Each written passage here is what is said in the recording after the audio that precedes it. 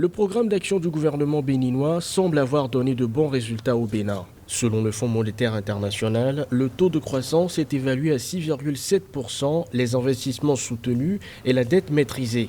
Les recettes fiscales rentrent mieux et le déficit budgétaire est contenu sous le plafond des 3% du produit intérieur brut fixé par l'Union économique et monétaire ouest-africaine. Des données ont été livrées prouvant bien entendu que le Bénin a connu une croissance sur le plan économique, mais en réalité ce sont des données macroéconomiques. Quand vous êtes dans un pays où l'emploi devient précaire, où les entreprises ferment, ce sont des sociétés qui sont désignées au regard des modifications intervenues de la loi, je parle bien entendu du partenariat public-privé. La croissance économique du Bénin s'explique également par le boom de la production cotonnière, la hausse des recettes portuaires et le dynamisme de la construction. Si les résultats obtenus jusque-là sont probants, ils ne garantissent pas pour autant une pérennité dans le temps. Je pense qu'il faut aller au-delà de ça.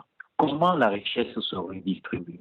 Quand on focalise l'attention bien entendu sur les actes en direction des couches les plus basses, on peut vous dire qu'on a sorti un tel nombre de milliards pour impacter la population pauvre. Mais cette population pauvre impactée, quel est l'effectif? Les perspectives de l'économie du Bénin sont favorables, avec un taux de croissance du produit intérieur brut projeté à 6,6% en 2021. Elle demeure toutefois caractérisée par une faible productivité et la prédominance du secteur informel qui renforce les déséquilibres structurels et creuse l'écart entre la croissance effective et la croissance potentielle.